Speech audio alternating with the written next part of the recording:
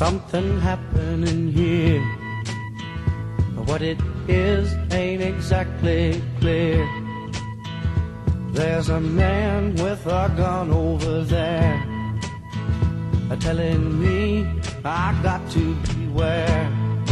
I think it's time we stop, children, what's that sound? Everybody look what's going down.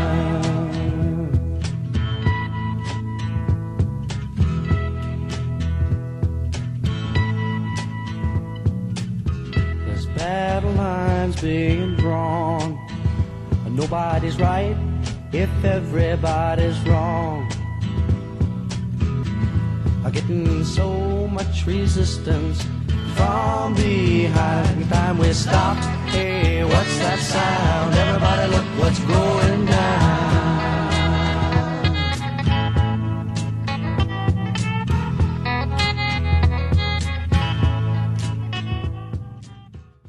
Welcome to Day Release, and this month we are this is a podcast. We need to do the intro. This is a podcast, it's not even a podcast, video, a monthly video where we talk about we get together and talk about the latest films or recent films. Some new releases to keep us fresh. Keep us fresh and down with the kids. Yes. Higoiki. Hey, what? Goiki? Higoiki. Isn't that what she says in Hatching? It's hi everyone. I think it's the Finnish. Higoiki. Okay. Oh, you picked up some Finnish. Good for you. Well, Goiki, which Goiki. I still don't know what it means. Okay. And I'm probably saying it wrong, but I'm guessing means everyone or guys or something. So that's my contribution. Okay. This time. See, you introduce one new word and another one goes out. I couldn't say contribution. Yeah, contribution. But I can say, hey, Goiki. That's my Goiki. So first off, we're going to do these two documentaries that are about the crafts, a couple of volcanologists. The first one is what's it called again? It's a BBC Storyville, and it is The Fire Within. It was shown as part of the Storyville strand, right? It's The Fire Within, Requiem for Katja and Maurice Kraft. Yeah, which is Werner Herzog's documentary on them, and he absolutely loves them. And I think he's done another one.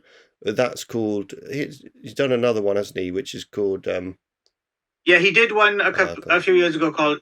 It wasn't about them. It was called Into the Inferno. Into the Inferno, yeah. About volcanoes. And it was volcanoes, about volcanology in general. And it was quite entertaining as well. But actually that's how I first heard about the crafts, because there's a short segment about them in it. Yeah. And I was really fascinated, and I went off and I found there's an old BBC documentary you can see on YouTube called The Volcano Watchers. I don't know if you saw that. Well, I remember them from the 80s. You did? Reason. I didn't. Yeah. They were giving me a flashback from the 80s. But it's one of those things that you can't tell because it's a memory. But it was sort of like, I remember them being a fairly sort of controversial couple in the 80s, I think, because it was sort of like, it was very un-British anyway, the way they were. Anyway, and then the other one is, because they were quite, it was like, oh, okay, it's a little bit weird, isn't it? Anyway, but the other one was the Fire. Higoiki. I'll just, anytime we start flagging, if I start going, Higoiki, and it'll jump me into. The other one was the Fire of Love, which is also about the crafts, which is a different documentary. So. So the Werner Herzog one, it's in the line with his sort of other documentaries like Grizzly Man, and I think you could include the Cave one maybe, where he narrates over the top. And Cave of Forgotten Names. Yeah, and it's sort of about a passion of of a group or an individual. And how they follow it through, I guess. And I feel as well that almost all his documentaries are as much about him as well as they are about the subject matter, right? Like, yeah. Clearly, this is. I mean, he says at the beginning, he wants to celebrate the wonder of their imagery, right? So it's all their footage, right? It's all pretty much their footage. It's only their footage, I think. Well, almost only, him. And he expresses great admiration and even says, "I wish I could have been with them for that." So it's clearly that segment in Into the Inferno prompt, like, that wasn't quite enough. He wanted to do a whole film about, and I'm guessing Sarah Dawser, maybe she saw Into the Inferno, got obsessed with the crafts, and made her documentary, started making her documentary well, and then I don't know if that's how it worked out, but it's odd that both these documentaries come along in the same year, exactly the same time, right? And which is why we're kind of comparing the two of them. Yeah, I mean, I worried that the Fire of Love was written. Claire thought it was written by Werner Herzog, and I worried that it was, because I thought it was shit. But it's not shit, but it wasn't. It was annoying in places anyway. And I thought, did he write that? And and we both thought, are we being sexist by finding the narration on that one really irritating? Anyway, I won't go into that too much right now. Well, I think it's. I mean, that's the thing is. I mean, I think it's just you go from Werner Herzog's voice, right, and you have a slightly more kind of generic, modern American voice. You know, it's kind of it's almost unfair on anyone who doesn't have Werner Herzog's voice, right, to watch a documentary straight after. I feel like maybe I'm just being anti-American, but no, it was the things. It was the kind of the floweriness of it. I said, what do you use? Oh no, yeah, definitely. I mean, but again, that's the thing, is that because Werner Herzog is such a unsentimental. Well, he is sentimental in his own way, but he is just that kind of very direct. Like, he's not going to express some of the views that she does along the lines of. I mean, she takes a lot of poetic license, I think. Like, exactly. She says certain things about, like, and that's when their love was, was kindled in the fire. Yeah, you don't know that. Yeah. She couldn't live without him. Without you don't know that. You don't know them. Oh, she's reading into it, right? Yeah. Although I have to say, getting ahead of myself a little bit, I didn't. I was braced for impact there. I expected that maybe I would find Fire of Love jarring after the Fire Within. But I have to admit, watching the two of them together, I thought they actually made a pretty good companion piece. I agree with that. By the end of Fire of Love, I was actually, I thought, I actually learnt more from that one than I did from the Werner Herzog one. The Werner Herzog one does look slightly self-indulgent by comparison. Like you say, it's more about him in a way. It's like, can you face these flames? Right. Open the wrath of God, and a gear will come out of the sky towards you. In the background, and exactly. Well, the other thing as well is interesting. Fire of Love gives you a slightly different context, right? Because I think Werner Herzog, because of who he is, he identifies so clearly with the crafts that he doesn't necessarily need to give a context or couch things in, like, maybe quite how perilous or quite how dangerous or some of this stuff is, because I think he takes that for granted, because that's like what he would do. He would go and stand right next to a volcano to get a shot or whatever. Would, whereas Sarah Dawson's more like closer to a regular person's kind of idea of so sometimes she like points out things that Werner Herzog wouldn't bother pointing out. He did show how they came close to death twice, whereas she didn't show that, which was interesting. But right, but Werner Herzog's take on it is more like, it is inevitable that one must put themselves in the path of death in order for life to appear on the screen as if by magic, As if there could be anything more important than that. To even consider something else is purely foolish. Yeah. It's like, yeah. It's funny because we were talking about before we started the Lawrence Krauss and Werner Herzog interview, which I do sort of semi-recommend, but it gives you a bit of insight. But they were both talking about how they're both villains in various things. But yeah, he's a good villain, isn't he, Werner Herzog? And you can see then because he's so uncompromising, Werner Herzog, and also so contrarian that you could see him becoming a real life villain. It is the only way, to like killing James Bond. He could be like a villain who just wants to capture. Would be a good James Bond villain, actually. Well, he would, but a James Bond villain who just wants to film James Bond being killed, and so sort of like a meta James Bond. Yeah, or a very dispassionate kind of like it's just something that has to be done. Yeah, he could be a good James Bond villain who is like the head of MI5 or whatever, and he turns like a bureaucrat or something. Well, no, just like I don't know, just like I don't know. We're getting carried away now, but it's but I think he is kind of like he has a passion project, a spy passion project, and he drags James Bond into it, and James Bond keeps trying to back out because actually this is too much for even James Bond, and it's like and then that's when the denouement is when in his castle type thing, and he realizes that James Bond realizes that actually this has all been a plan all along to I don't know, fuck over the Russians and kill James Bond at the same time. Anyway, moving on. Copyright that. Copyright, you bastard. Werner Herzog as Bond villain. Yeah, Bond villain. It needs to be done. But the other thing that Werner Herzog kept saying in that interview is, I don't like this word. What is it?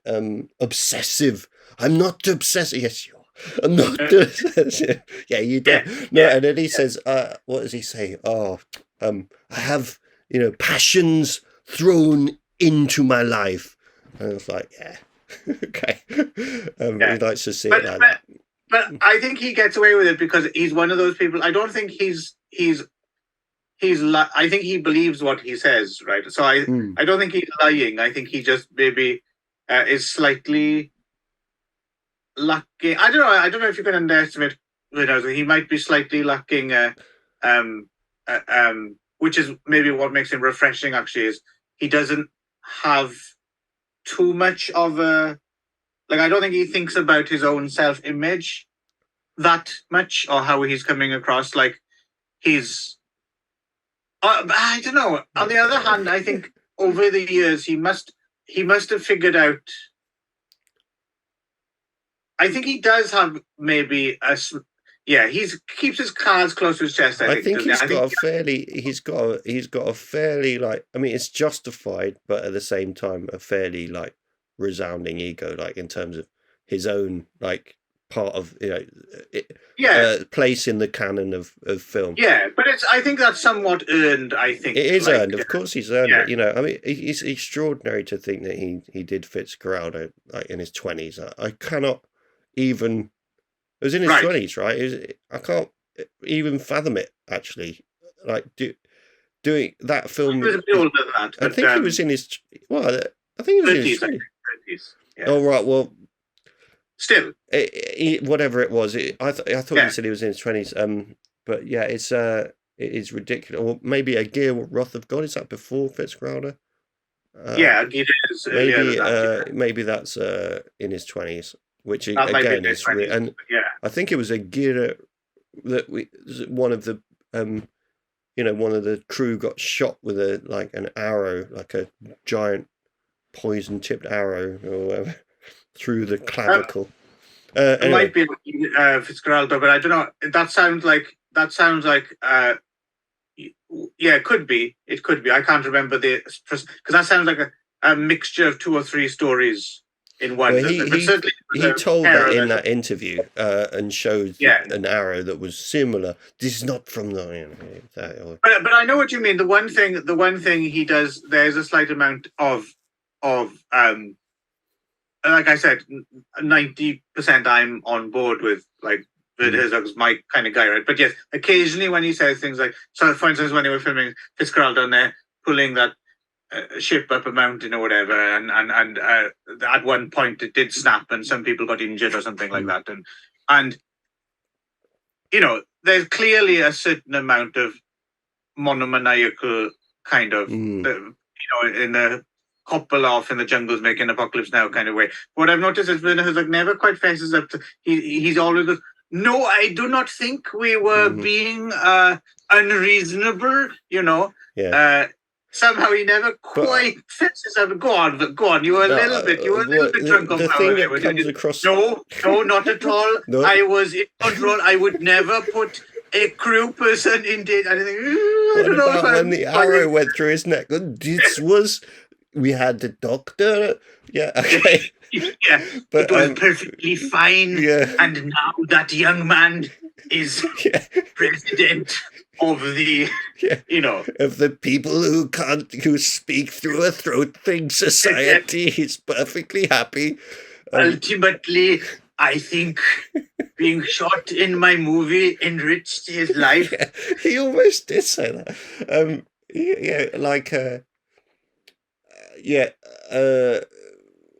I forgot what I was going to say. Yeah, just because he... quick, say that word. Doinky boinky.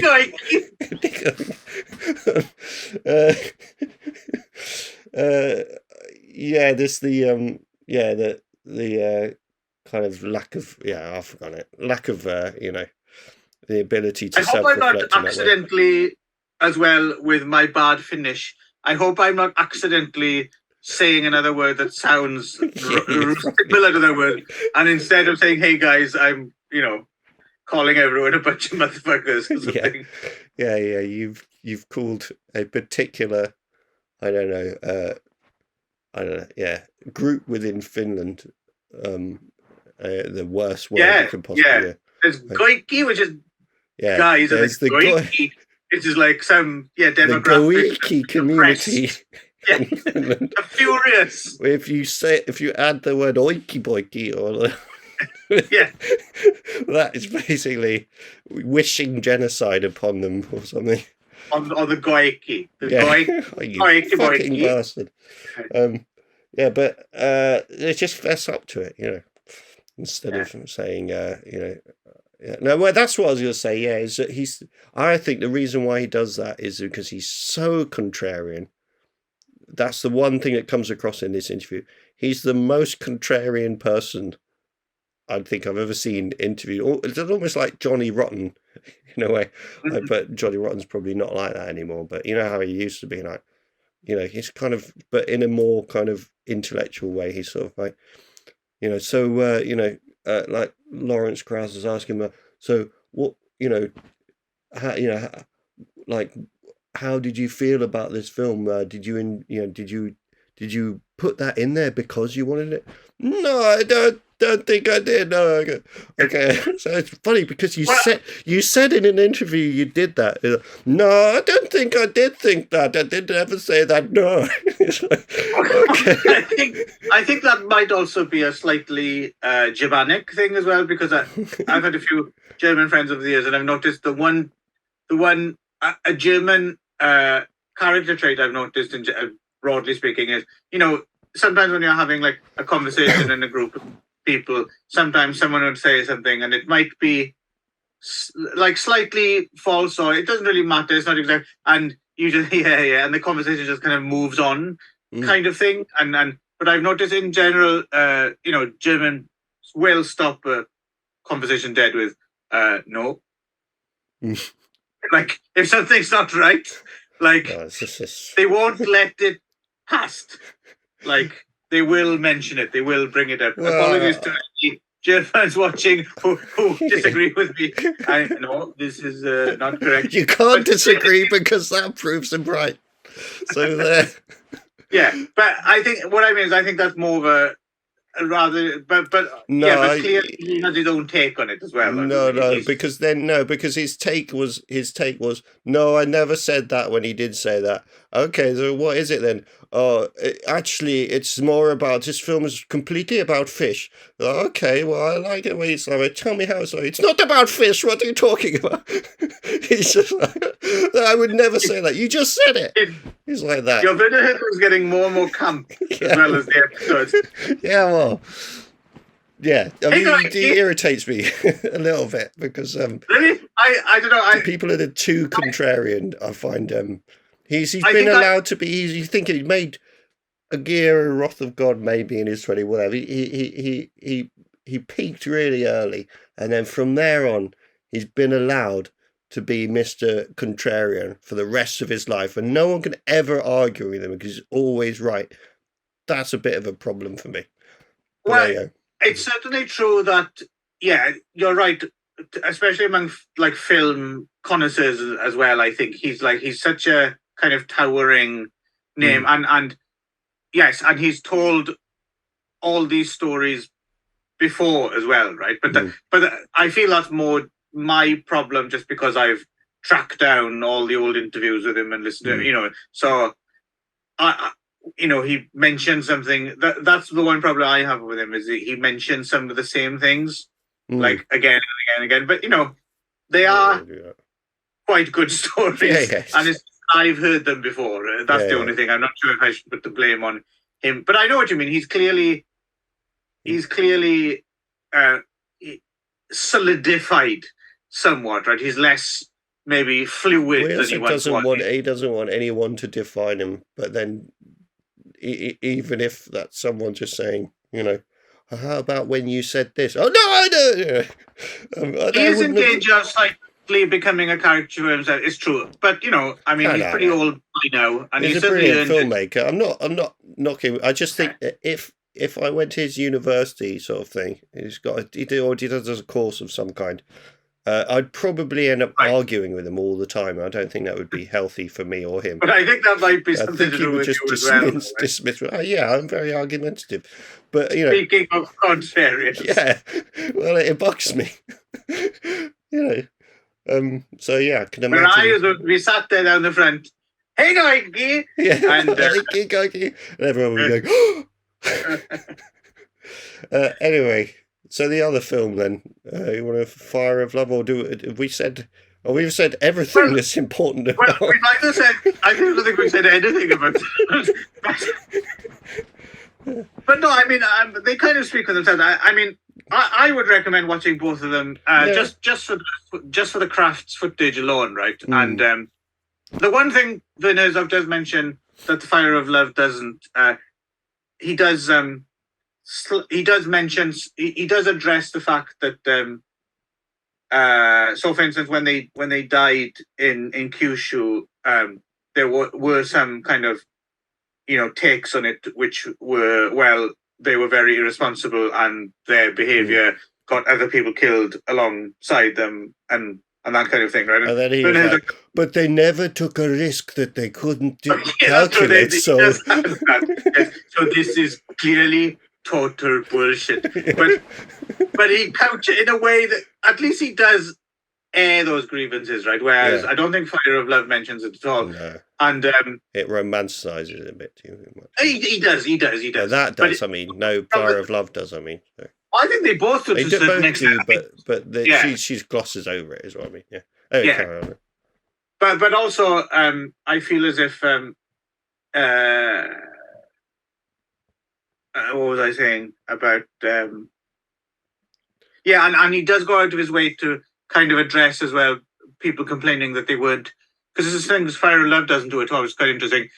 Werner Herzog points out there's like a bit of footage, and when he says like, look, they're still taking measurements, and then at a certain point, they almost stop doing science, right? They're just kind of documenting these natural phenomena, and he kind of makes a case for them. Maybe not being the best scientists in the world, but they were more humanists. He calls them, right? Like using their footage to, and again, even though it's romanticizing, at least he did address that. Whereas, as far as I can tell, in Fire of Love, it's just if you were only to watch Fire of Love, I think you would get the takeaway that they were like world-class volcanologists from the science point of view, right? Yeah. And I'm wondering within the community whether they are considered slightly, the more. I felt like it kind of in the 80s. I felt like they were considered cranks, but I don't know. I remember there being or just towards the more populist end. Yeah.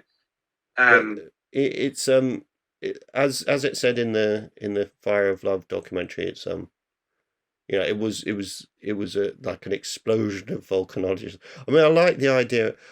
It does annoy me when you do get like, there's 50 volcanologists in the world, and they were all. I can't help thinking like there'd be someone who's really annoyed at them because like they keep kind of like, so he's the one that comes up with the theory that watch out for grey volcanoes, and then they're like, grey volcanoes, and they it attaches to their name and stuff like that. Someone who's like doing all the legwork, and they're kind of coming in, swooping in, and trying to stealing people's thunder. Right. But I kind of like the look of, when you did get glimpses of other volcanologists. They are an odd crowd, aren't they? In general, I mean, they're all kind of like, they've all got to have this sort of like, I will wear a beard on my, only on the middle part of my face, or they all sort of had a little quirk about them. It seemed, I don't know whether that's justified or not, but it seemed like that to me, that they all were a little. I mean, it was the 70s and 80s, but they all looked a bit funny. I will say, Fire Within, because I haven't seen them all, but because Werner Herzog's still pretty prolific, and but I've seen a lot of his recent documentaries, and some are kind of like better than others, right? I think this is definitely one of the better one of his films I've seen recently. Into the Inferno is pretty good as well, and there's one he's did called Fireballs. I think it's called Visitors from Outer Space, which is about like meteorites and stuff like that. Okay, that was really quite interesting. But his documentaries tend to be a bit rambling, which I don't have a problem with. But like, no, I don't. They'll have a concept, and then it'll take the movie like that. The Into the Inferno one takes them in all sorts of weird directions. They end up going to like North Korea for a bit, and it's just these tenuous links to volcanoes. But this is very focused, isn't it? And it's like a tribute to the crafts. So no, I enjoy. Like I said, they make actually quite. I was surprised how good a double bill they make, and I watched them right after each other. In one thing, I watched them back to back, and I thought I'd get a bit too much overlap. But actually, I watched both straight through, and I watched them pretty close. Good double bill. Yeah. But I would say, the animations in the Fire of Love, they were very unnecessary. But I mean, that's just they just don't work with it. You can't. I think you shouldn't use animations as a kind of mixed genre in general. And with that, it was irritating. Imagine if there was like a YouTube video which was mostly just two blokes talking, but then just some animation at the beginning, like it's some animated. It's shut up. It's not the same. Higoiki. Yeah, thank you. Yeah. Good film. So, I guess we'll leave it at that. Okay. Yeah. So you seem to. I just hope that he doesn't do a documentary about cancel culture, given that he was off on one with the Lawrence Krauss interview about cancel culture. If he did one about a long rambling, then That would, yeah. I doubt it. I mean, I feel as if he's interested in like big timescale things. Yeah. Right. Well, I hope he sticks on bother it. himself with. That would be really bad, and I hope he doesn't. It's just a message, Werner, if you're watching. Well, no, now he's going to fucking do it. He will do it, but do it. Do it, Werner. Actually, do the cancel culture one. I know, you fucking do it, Werner. Right? It might be a car crash, but I would, now that you mentioned it, watch it would probably be quite entertaining. Yeah, I want to watch it. Now that I've ordered him to do it as well, he will. Higoiki. Hey. Yes, Hatching is a Finnish film, and this is about a kind of they're like a. Oh, can I do it? Can I do it? Huh? It's a film about it's a perfect family who's have some problems, and the wife is having an affair, but then she befriends a bird and looks after this, a hatching bird, looks after this bird, nurtures it, and develops a sort of psychic relationship with it. So, right. Okay. Okay. You forgot to mention that it's a big fucking skeletal monster bird. Oh, all right. But no, fair play. Higoiki. Nice attempt. There's this kind of Aryan wet dream of a family, right? And they're all perfect and lovely, and the mother puts up these YouTube videos. Yeah. What's it called? Her did you Lovely Everyday Life. That's what the YouTube channel is Lovely called. Finnish Everyday Life, is it not? Or not? Yes. Yeah. No, it's just Lovely Everyday Life. Everyday Life. They're all super Higoiki and loving and hugs and fantastic, and everything's almost bleached white and lovely, and they're bleached white and lovely, and the daughter, they got a little boy and a little girl, and the girl who's kind of approaching puberty, I guess, is a gymnast, and the mother kind of putting quite a lot of pressure on her. There's a gymnastics competition on the way. And the mother's also strangely having an affair with some other guy, and with a hand. But anyway, she finds this. Well, after she murders a crow, she's the mother murders a crow. Yeah. Well, and the girl does as well later on. She beats a crow to death. Oh yeah, because but she was putting it out of its misery, though. To be fair, because it was. I think. Well, I don't know. No, the girl was, because the bird was suffering. She tried to pick it up, and then it. No, that was She was quite. She was doing it with quite a bit of vigor, though. Quite a vigorous putting it out of her misery. But and she also steals an egg, right? And she takes the egg back to her secretly. You have a dim view of this girl. She was helping the crow, and then she took the egg because she thought, "Oh no." There you go. That's a lovely Higoiki way of looking at it. And hey, Robin, and and it grows to huge proportions, and this skeletal bird comes out. She looks after it, and then it seems to start attacking anyone who's kind of in her way, right, or kind of threatening her stability, and she's starting to. Well, she's obviously going. I mean, I would say it's a metaphor, but it's all super text, right? Like, I was surprised there's no subtext in this film, right? It's all pretty much like up there, right? It's and part of me was quite. When it started, I was here we go. So for instance, there's a scene where a crow flies into their beautiful house, and then the mother breaks its neck, and it's very kind of that kind of Blue Velvet style. Oh, the darkness that lays beneath the perfect facade of suburban kind of. So I thought, hang on, this is going to be a bit unsubtle and on the nose, right?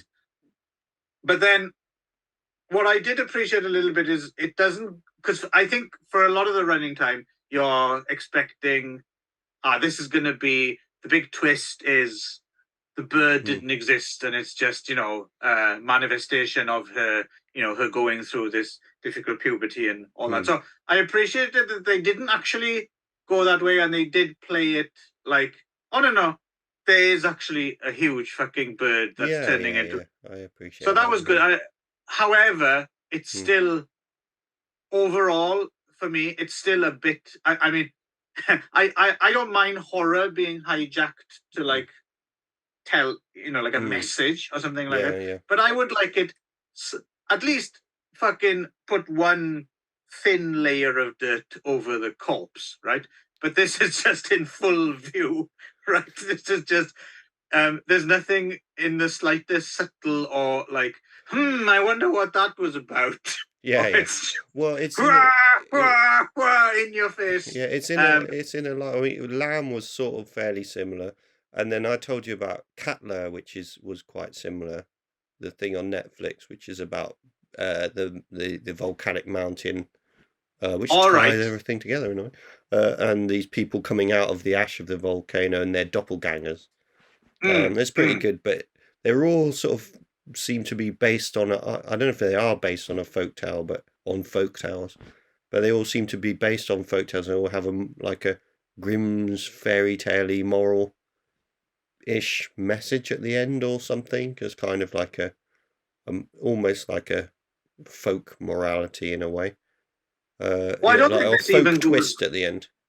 This doesn't even go that deep, right? I think this just seems very front and center. Like, I mean, correct me if I'm wrong, but again, we've probably already strayed into spoiler territory anyway. But just in case we haven't spoilers, but the way I maybe I'm being simplistic, but the way I read it is, obviously this girl's approaching puberty, and she's discovering the mysterious kind of weirdness of adult life, and then she has all this pressure from her mother who wants everything to be all perfect and everything, and then the bird or whatever, which becomes just in case you don't, it actually becomes a clone of her.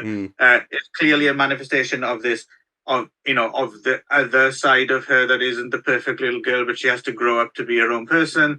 And then when the mother is finally made aware of, this monster I've created because, maybe she has something in her past that made her the way she is. And then she tries to kill it, but then no, it's too late because you've already created. And then at the end, they become one. And finally, yes, well, I am now the perfect little girl, but also I've matured and this is me and you've created. Okay, I didn't see it that way. Oh, really? I saw it similar, but I thought it was to do with the... it was maybe more straightforward than that, in that to do with the morality of pressuring your child, and that's in there as well, isn't it? But I thought it was mainly about that because she snaps the bird's neck, so the mother actually, and at times in the beginning the bird looks like the mother, and that's intentional. The bird's got the same hair, and I think is played by the mother at first, and then becomes the daughter. It then. But you were saying, we took a little Higoiki break there. Higoikis. Sorry about that. 1 second. Right. So like you said, I derailed myself now as well. A Higoiki break. So what I was saying was, it's the way it's a morality tale is that the mum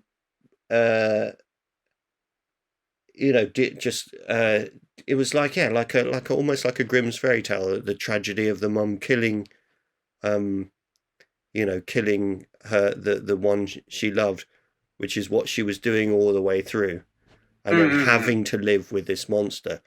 No, I was trying to say that as well, but you put it more. You were more articulate than me, but really?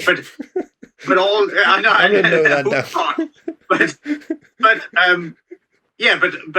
but regardless, all those things are there. But like I said, I mean, they're all. I mean, I don't know. It strikes me as an odd. I mean, if I were to make a film like I don't know. It's something strange to me about putting it all so front and center. Like when it's done, there's nothing for you to go away and think about. No. You've already done it while watching it, right? Yeah, like doesn't stay with you. Mm. Maybe that's not necessarily a bad thing. It might just be I'm not used to that type of. I think it's very folktale-y, isn't it? It's I suppose, yeah. Folktales. What I like about folktales is they're so straightforward that that what I use them for is to spark my imagination to go off and embellish everything around them. But that is like taking a folktale and then just expanding it out ever so slightly to include some more characters, but not really. It was all right. It seemed like it wasn't trying to be straightforward. I got the feeling that they thought they were giving you something to chew on and think about, but not really, because it's all a bit too on the nose and do you know what I mean? It felt a little bit. Did you feel the same way about Lamb? If it was going to be straightforward, it would be more straightforward. Like you said, it's slightly, and then because they've tried to, there's a few like loose ends in a way, like little bits here and there, like that don't quite fit the straight down the middle kind of narrative. I don't know. It's not bad. It felt me. I don't know. Something fully satisfying. But a debut feature by Hanna-Barbera. Okay, It's a very good looking. Nothing to do with Lamb then. What did you think about Lamb then? Did you feel the same way or similar way, or I can't remember? Well, I thought Lamb was better in so much that was so stripped. Like there was no pretension of it being about anything else, right? It was so A to B, and it was just I liked that. Whereas this felt a little bit more. Okay. That's what I felt. But I can imagine Hanna-Barbera doing really good work in the future. It's a pretty strong debut. But I just when it first started, I was quite excited, and then she snapped the bird's neck. I thought, but I thought it was going to be, I liked the idea of this perfect family. Then this bird flies in, and it's just one tiny little thing, fucks up that entire. So like, well, that's what it does, right? It knocks over everything. Well, it does. It does. But it would have been nice. I don't know whether it would have been a good film or not, but for me, it would have been nice if it was just kept to that. That bird comes in, and then they can't fucking get rid of it, and and like they've got to live with it somehow, and then they're still trying to have dinner parties or whatever, and the bird just.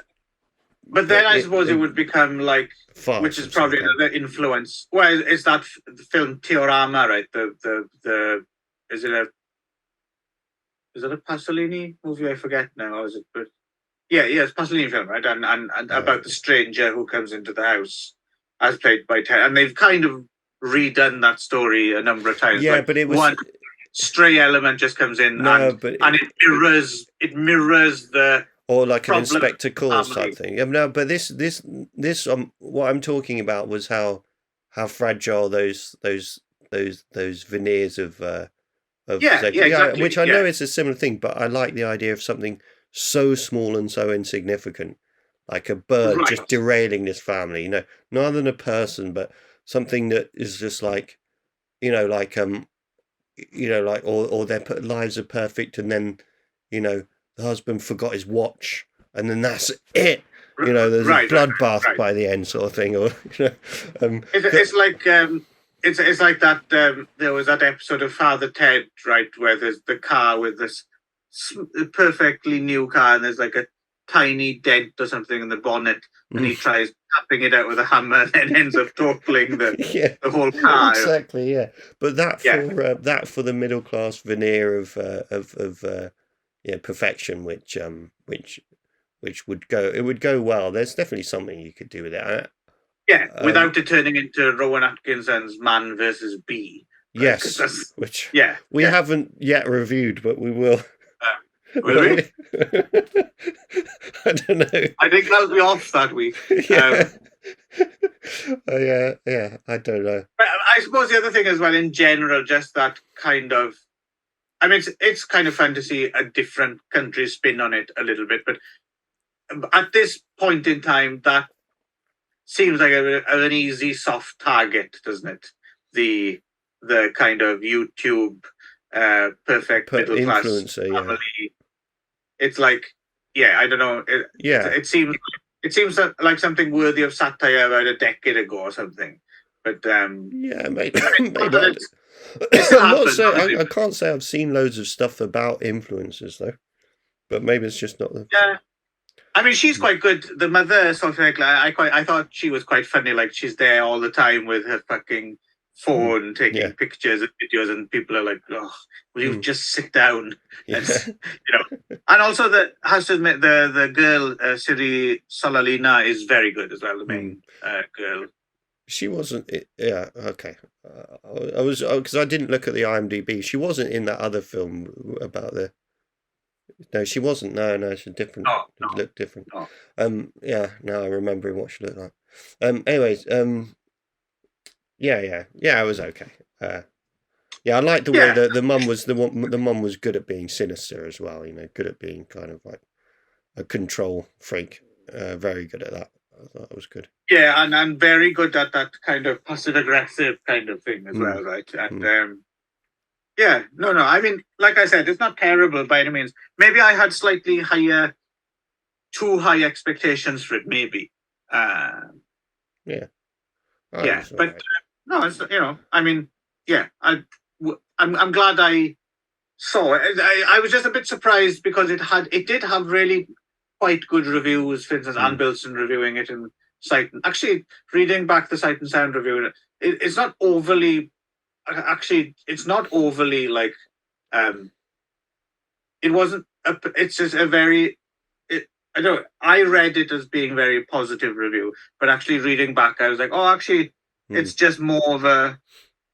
She says what it is, and actually kind of leaves out whether it's really good or not. But that left me with a feeling that, this is definitely worth a look. But in general, I thought the critical consensus has been quite good for Hatching. Yeah, right? Well, I think to me it seems like, but maybe it's just there's Catler, there's Lamb, there's this.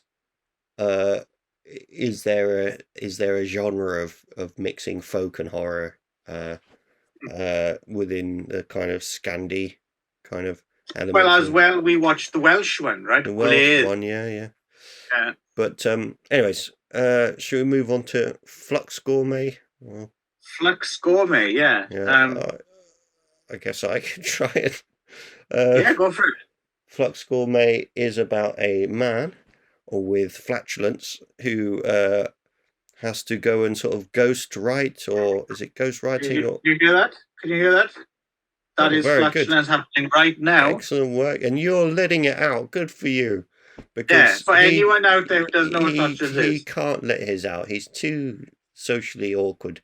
It's not a good idea then to put him in with a troupe of the classic troupe of Sonic gastronomers or Sonic caterers. Sonic caterers, that's the word.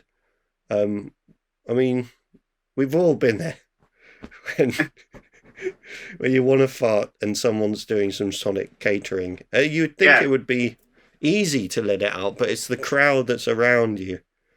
I've had that. You've probably had that where you want to just fart and the crowd's too invested in the Sonic gastronomy happening. I call it Sonic gastronomy, so I've been doing it for a long time.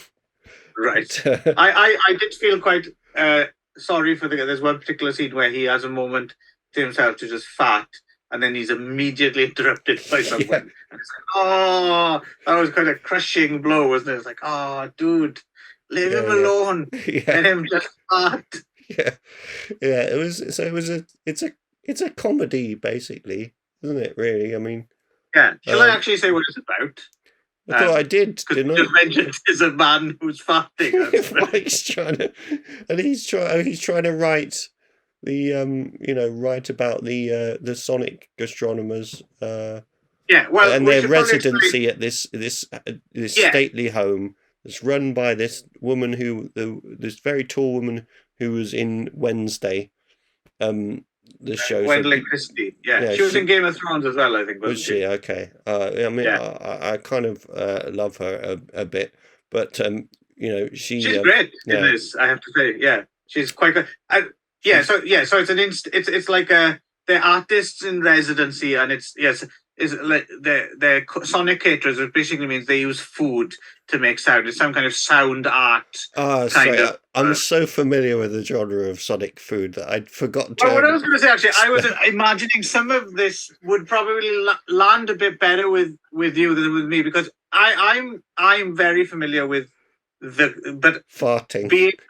Having been away for a while, but you've been to places like Cafe Otto and places like that, right? And I was thinking, this seems very much like pictures I've seen in The Wire of people with electronics on tables and microphones and tomatoes, things that everyone's looking very kind of serious. Yeah. It was actually, because I mean the reviews of the film kind of say that it's too far removed from some of them were it's too far removed. Mark Kermode was extremely positive about it, but too far removed. He loves Strickland in general, right? Yeah, but so too far removed from reality, and creating a new kind of new order. And in a way, yes, but you can see that like if I were to hang about with more people from Cafe Otto and and follow, there would definitely be at least one of them would own a stately home and run parties like that. I didn't feel there was that. I mean, yes, it's clearly an absurdist satire on this kind of sound art world or whatever, but it's not. I think the reason it worked for me, at least, I mean, I do have some problems with it, but the reason it worked for me is it's not that far removed. Like, this doesn't seem that ridiculous to me. I can totally imagine. I can totally imagine this collective, this Sonic caterers, these three people. I'm sure there are people who put on entire shows which is just them like rubbing a pickle against a microphone or something. Well, there was a guy. I like it when because that again going back to contrarianism. That stuff is so contrarian at times, and I saw Leafcutter John, who is really like kind of talented and makes his own instruments, and and then who was it? I think it might have been Rachel thingy from the band Rachel's, but on her own solo. Oh yeah. Or was it her? Anyway, it was a gig with I think, but then there was one guy who was like the warm up guy. Who was just like, I don't know, some people are really chin stroke, yes, but he was like, he seemed like a kind of Cockney, like a chancer, a bit like the guy when, I probably told you the story before, but we went to Covent Garden and, you got those human statues and there was a guy standing on a crate who was clearly a bit hungover, and he was holding a copy of The Sun. He was there swaying like that, and so for a laugh, I put 20p in his thing, and he smacked me over the head with a copy of The Sun, and I fully deserved it. Anyway, but the other thing it reminded me of, do you remember it was when we were in sixth form college, and we went on a trip, like a day trip. I think it must. No, I can't remember where it was. We went to some museum, a museum of modern art somewhere, and it was you, me, and John Paul Zammit. Oh yeah, I remember that. Yeah. And we went somewhere, and it had some horrible, pretentious modern art. And I seem to remember there was like it wasn't a proper cloakroom, but like just off the. It was under the stairs, like some Yeah, they had like coat hangers and stuff, right? And we decided to take the coat hangers off and make our own little display, just like and I swear, at least one very wearing person went past and went, this is interesting. Yeah, it did happen. Yeah, there was a couple that went past. Oh, look at this. I'm glad I didn't make that up. I'm sure that did happen. We were kind of giggling. It seems like something you'd put in a sitcom or something, but actually did actually happen. Anyway, so this guy in Cafe Oto was sort of like, oh yeah, down the microphone, and he went on for a really long time, and people were, but just I think who do I talk to about that, about the origins of the of the kind of. Because the person I work with is doing an MA at Goldsmiths, and I had said, how I absorb information and then I regurgitate it, but I can never remember whether I'm correct or whether I dreamt it or not. That's basically everything that comes out of my mouth. Well, I was talking about how it's Michael Craig Martin, so I've sort of cemented it now because I felt, but I'm not entirely still sure about this. But he sort of created that he's almost the genesis. He was a tutor at Goldsmiths, and he did the urinal on the wall or whatever, or the glass. Right. No, not the urinal. No, sorry. Or is it the glass full of water that's supposed to be an oak tree?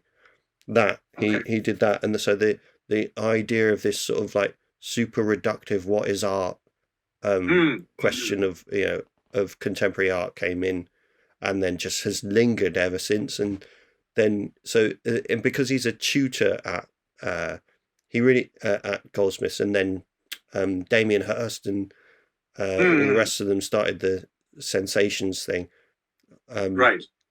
There, he was their tutor, and he really influenced them. So because the guy I work with is like, it is really difficult. I just feel like. It's really difficult to be a student there because you're at that point where you're 20-something years old. You are questioning everything, and they don't let you have it. It is like having 30 Werner Herzogs. Like, they won't let you question anything, like conclude anything. So you have these crits, and and what are you trying to say here? And so well. I sort of wanted to look at the concept of sort of food and introduce some sound to it. It's like, well, that's pointless, and they just make you kind of sort of just contradict you constantly until you're obliterated and nothing means anything anymore. Well, it's very reductive, isn't it? I feel when you kind of have somehow feel the need to explain what your art or whatever is, right? Because I mean that for me, going back to a little bit we were saying about hatching. I mean, what a good piece of art, I think, is all about you bring to it what you have in your interpretation, or don't necessarily need a didactic message especially from like a music or noise or sound or something like that. The weird thing is the sort of reductionist thing is that you have to explain how indefinably unexplainable your art is, don't you? So you have to do these massive long, sort of whatever they're called, the press releases type things, in the third person, but they're really by the artist often. Where and in a crit as well, that's what they do to each other, it seems. But like where they talk about this is definitely not about this, and it's not about that. Right. And it's like what it's about is everything that it's not about. In fact, it's about. You pick up like this critically lauded CD or something, and the liner notes are really fascinating, right? And there's a whole history of, I don't know, for example, the Palestine-Israel conflict, right? And it's that's just fascinating. And this music directly addresses the background's fascinating. And then you play the CD and it's just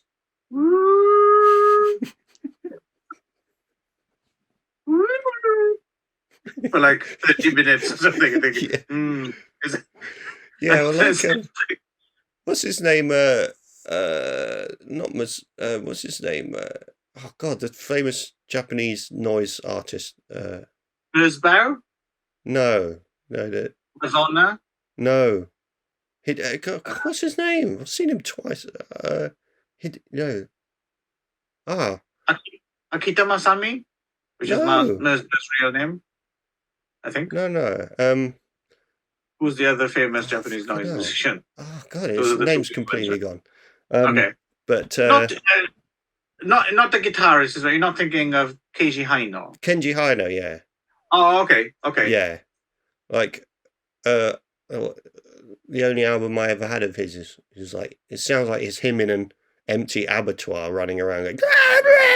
Yeah. There was a few of them that sound like that. But yeah, why would you? I saw him play with his band Fushitsusha a few years ago, and that was actually a fucking amazing gig. And it's Fushitsusha, at least, is it's one of those bands, I think, which is very poorly served. Well, I mean, a lot of the recorded stuff doesn't really. You kind of have to see them live. I feel Keiji Haino's a bit like. I'm not quite sure how many of his releases like are essential listens, but you should probably see him play live, right? Yeah, at least once. Yeah, I don't know. I think I could play it. Okay, I had obviously, you have to be on your own. You're like, hey, come round. And listen to the latest. Yeah. Bing, bing, bing, bing, bing, clang, clang. Yeah. But I'm wondering if we were accidentally racist there or not, but I'm sure it's probably fine. What? I think we deconstructed racism. I felt I sounded like a Japanese soldier in an old issue of Battle comic or something. You see, I don't think so. I think I sounded like a shoe bouncing along a pavement to the tune of a Wrigley's chewing gum commercial. But that's my interpretation, and we're free to interpret. Right. That's right. But if that has sleeve notes in it, like, I would never have read them in the first place because I just don't see the point. And I think that's, because you're not gonna. Just to reflect on that sort of deconstructing everything thing. In a way, if you just listen to, so it's Keiji Haino, not Kenji Haino, right? If you just listen to it, it's going to be whatever mood and whatever's going on in your life, you're going to reflect on yourself, aren't you? Really, not. Kenji Haino is his brother. He's a baker. Yeah. Kenji, saw you at a band. I'm trying to make some fucking scones. Katie! They grew up apart. Yeah. Where were we now? So, Sonic people. It's kind of nice. Papa Dimitrio plays this writer guy, right? Who's been, he's got this kind of hack job a little bit of, he has to write a profile about this artists in residence, played by Fatma Mohammed. Is it Asa or Azza? Asa Butterfield, isn't it? Asa Butterfield and Ariane Lebed play the band, right? It's the Sonic Caterers, and as well as they have to do these ridiculous workshops and things as well. Like pretend to be shopping. Those bits are laugh out loud funny. I thought I liked those bits; they were quite funny. And then, so he's got this kind of terminal flatulence, and then there's a doctor who's no use at all, played by Richard Bremer. He's also very funny. He's like very funny. Classics quoting, "You've never read Euripides." He was great. And then at the same time, there's a rival. I think they're called the Mongrel Snacks, right? Yeah. There's a rival band that didn't get the. Okay. Yeah, they didn't get a residency, so they're like doing these small petty acts of terrorism that kind of escalate. They start by throwing a tortoise through the window. Terrapin. Was it a terrapin? I think so. Was it? Oh, maybe it was a tortoise. Difference? I thought they had a terrapin thing, didn't they? Anyway, it doesn't matter. No, you might be right, but I often wonder this. When it's easy to tell if it's in water. It's in water, it's a terrapin, or it's a tortoise. But if they're not in water, how do you tell the difference between a tortoise and a terrapin? I think a terrapin might have more flippery feet, and a tortoise has crawly hands. That would make sense. But then I don't know whether that was a terrapin or a tortoise. But I thought they had were they not called something terrapin? I can't remember. No, because the thing is, they didn't have a name for their band, right? That was one of the problems. No, the terror group. Oh, the rival. Yeah, I thought they were called the Mongrel Snacks. They weren't called the Mongrel Terrapins. It doesn't matter. It's but I think I'm probably wrong. And as you said, you got Gwendolyn Christie. She's like the woman who runs the place, right? And so it's basically a kind of art world satire kind of thing. And again, we were talking about Hutching having soft targets. I suppose you could argue that this is quite a soft target as well, but it's a bit too long, I think, for this kind of film. It's almost 2 hours, probably a bit too long for this story. Maybe 90 minutes would have been. But it didn't outstay its welcome, I didn't think. And I did find it quite funny. It was definitely funny in parts. What did you happen to note down?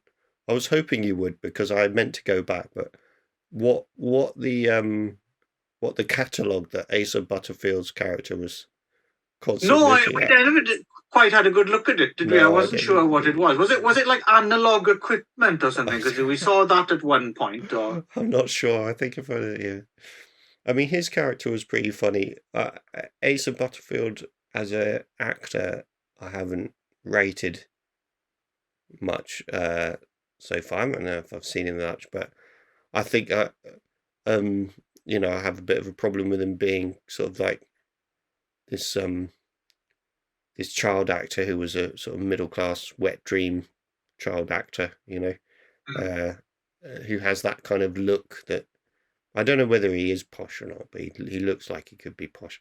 I meant to look that up before I started, so I could really. But yeah, he's.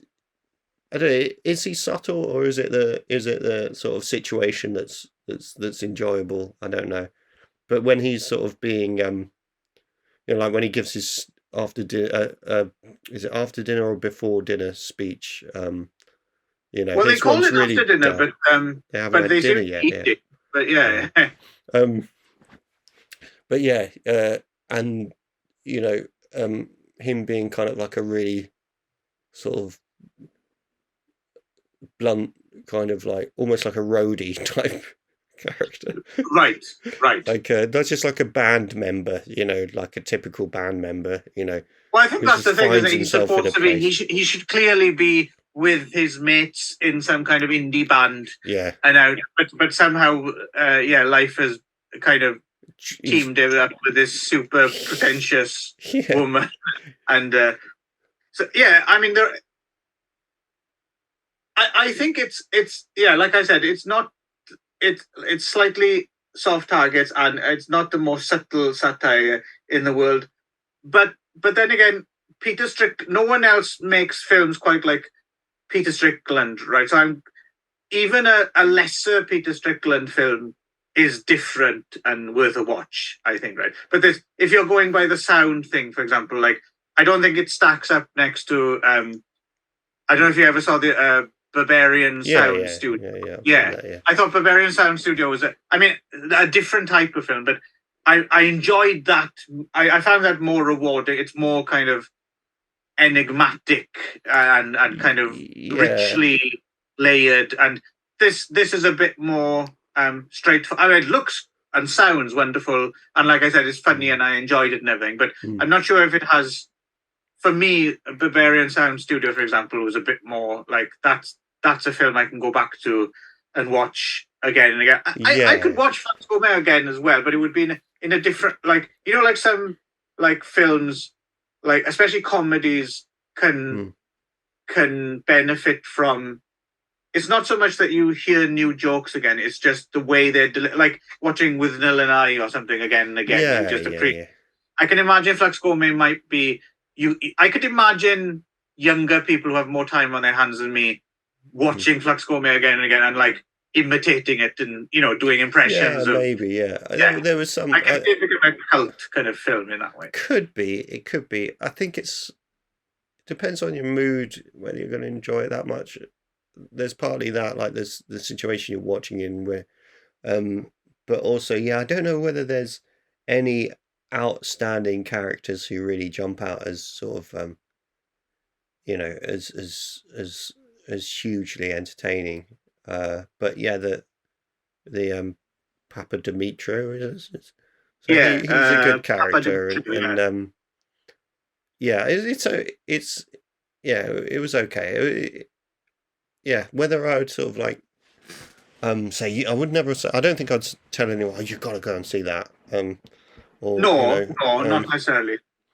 But I mean, because Crimes of the Future was also about a similar-ish, you know, an art. Yes, it was actually. Come to think, but based in the future.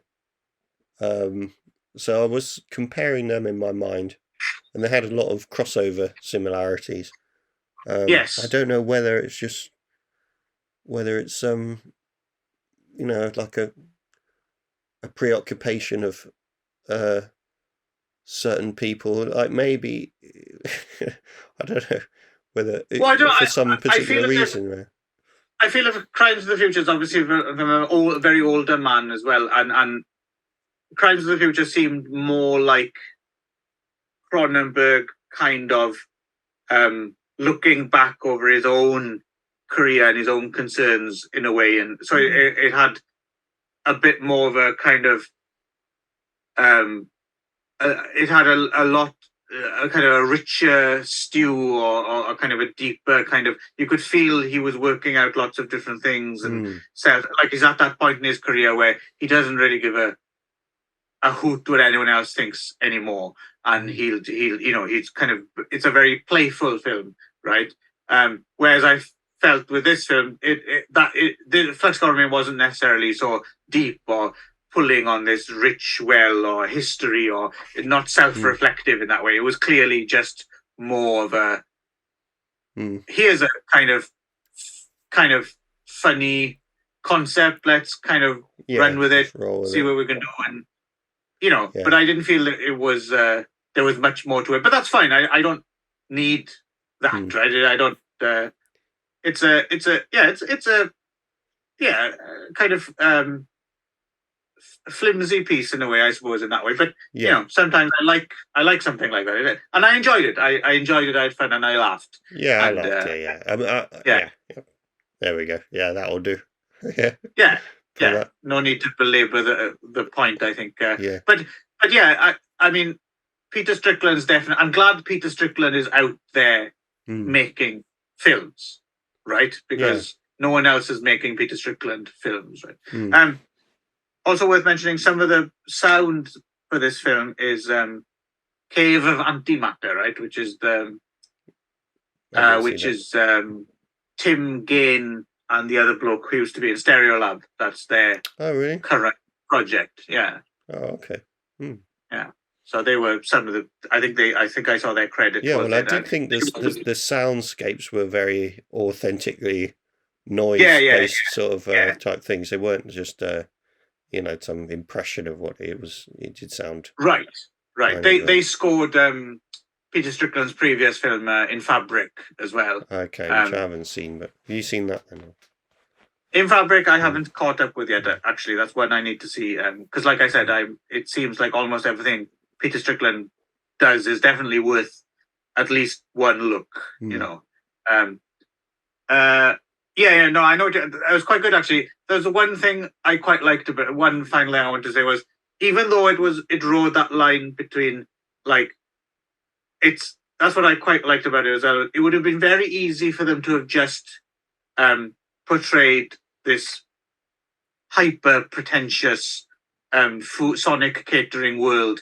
It would have been really easy for them for you to laugh at them, and they would have put on these performances which were just like pathetic and like, you know. But yeah, like you said, the sound in the film is actually really good, so it manages to satirize that stuff, but also I think I would listen to the Flux Gourmet soundtrack as well, right? It is of some interest. Like, they've actually made it, they've done that weird thing where they satirize it quite well, but also, you know, this is kind of interesting. Yeah. It's not just terrible. Well, I always wanted to start a band that was, well, other than, you know, being shit and not really being able to play any instruments, but I could play the drums a bit. But we already did that.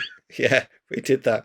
But what I wanted to do was like modify a I put this to the lead guy from Godspeed, like, you know, at the end of a gig, you know, and he was like, yeah, that's great, you should do it. I was like, oh yeah, okay, now I want you to do it. I don't want to, because I'm shit. But you know, I have a have a pot, so have the hi-hat be the lid of a pot be the bit that goes up and down, and then a little stove, you know, camping stove underneath it, so you can cook different things. Like on one you could cook soup, and then on the other you could cook popcorn, and have them, you know, ting ting ting ting like that, and have it all mic'd up, you know, so it's quite similar to what we. Yeah, I was going to say, Robin, I think you're ready for your residency as a Sonic caterer. I am. Yeah. And I thought the thing of, you know, interviewing them, sort of bringing a kind of bringing a bit more story in there was quite quite enjoyable as well, you know. Yeah. It would have been boring if it was just it would have been just a 5-minute short or something if it was just the you know, the Sonic caterer stuff. Like I like that they had a narrative, you know, and Bye everyone.